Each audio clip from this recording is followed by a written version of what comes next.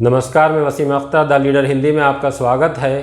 आज हम आपके सामने एक बार फिर से ऐसी शख्सियत को लेकर हाजिर हैं जो वर्तमान में और उससे पहले भी हमेशा चर्चाओं में रहते आए हैं। उनका नाम मन्नान रज़ा खां मन्नानी मियाँ है। दरगाह आला हज़रत की सबसे बुज़ुर्ग शख्सियत हैं इस वक्त। उनका मौजूदा चर्चा सोशल मीडिया पर उनके बयानों को लेकर है, उन बयानों को लेकर जो उन्होंने सलमान हसन के मुख्यमंत्री से मिलकर आने के बाद दिए हैं। आइए आपको पहले उनके बयान सुनवाते हैं कि उन्होंने वीडियो में क्या कहा है और ऑडियो में उन्होंने किस तरह से सलमान मियाँ के साथ साथ काज़ी हिंदुस्तान अरजद मियाँ को निशाना बनाया। के दरगाह के प्रमुख हम हैं, बड़े हम हैं, तो हमारे बच्चे भतीजे हो, तो ये बच्चे उठे चले जाएंगे और जाके दरगाह बेचेंगे। वो दरगाह जो राव साहब पर, प्राइम मिनिस्टर पर लाहौर पड़ती है 95 में, और वही लोग अब चले जाते हैं ऐसे आदमी के पास जो काम नहीं करेगा। सीएम ने तो खुद मुस्लिम मसाइल खड़े कर रखे हैं, वसीम राजी को उन्होंने खड़ा कर रखा है।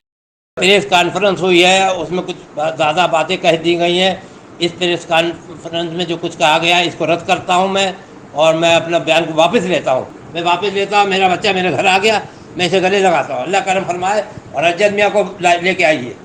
इन्हीं मन्नान रज़ा खां मन्नानी मियाँ की एक ख़ास बात और भी है जिससे लोग वाकिफ़ नहीं हैं। बहुत कम लोग ये जानते हैं कि वो लोकसभा का चुनाव भी लड़े थे, और इस चुनाव की ख़ास बात ये थी कि उन्होंने एक बड़ी पर्सनालिटी को हरवाने का काम किया था।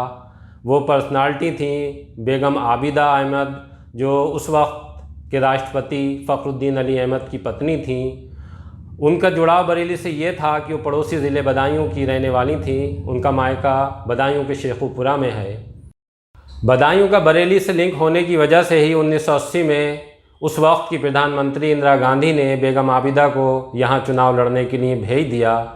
ये उपचुनाव था और इस वजह से हो रहा था कि यहाँ के एमपी मिसर यार खां का इंतकाल हो चुका था।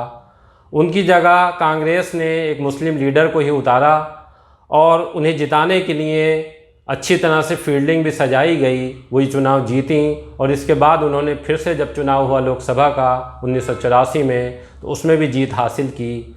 तीसरी बार जब वो किस्मत आजमा रही थी तो उनकी हार की वजह मौलाना मन्नान रज़ा खां मन्नानी मियाँ ही बने थे। आइए हम आपको उस वक्त उनके चुनाव प्रभारी रहे काज़ी ज़ुबैर अहमद से सुनवाते हैं कि किस तरह की परिस्थितियां बनी और बेगम आबिदा चुनाव हार गईं।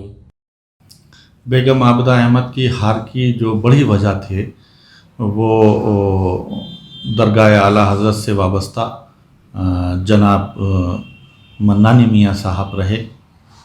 मन्नानी मियाँ साहब की कुछ सियासी ख्वाहिशात थीं और वो इस वजह से थीं कि उन्हीं के खानवादे से जनाब मौलाना रेहान रज़ा खां साहब कांग्रेस के एमएलसी रहे थे और उन्हें भी ये ख्वाहिश थी कि उन्हें भी कांग्रेस एमएलसी बनाए या कुछ ऐसा ओहदा दे जिससे कि उनकी भी सियासी ख्वाहिशात की तकमील हो सके। वो नहीं पूरी हो सकी और बेगम साहब, उन्हें ये महसूस हुआ कि बेगम साहब इसमें हमारी मदद नहीं कर पाई ठीक तरह से, तो बेगम साहब से वो एक तरीके से सियासी मुखालफत रखने लगे और बेगम साहब को हराने की नीयत से वो उनके ख़िलाफ़ आज़ाद उम्मीदवार के तौर पे इलेक्शन में खड़े हुए, इलेक्शन लड़ा। चूँकि वो एक ऐसे मुक़द्दस और मुतबर्रक दरगाह से, ऐसे खानवादे आला हज़रत से वाबस्ता थे, तो अवाम ने उस चीज़ को जहन में रख के उस वक्त गलत सियासी फ़ैसला लिया और 40,000 वोट उनको दे दिए, जिसकी वजह से बेगम साहिबा 20,000 वोटों से हार गईं और बरेली एक अपनी सियासी माँ से महरूम हो गई। मन्नान रज़ा खां मन्नानी मियाँ अपना खेल तो नहीं बना सके, लेकिन उन्होंने बेगम आबिदा अहमद का खेल बिगाड़ दिया। और उस वक्त मन्नानी मियाँ की वजह से जिस राजनीतिक हस्ती का खेल बना वो संतोष गंगवार थे। उन्होंने उस चुनाव को जीतने के बाद फिर राजनीति में पीछे मुड़कर नहीं देखा।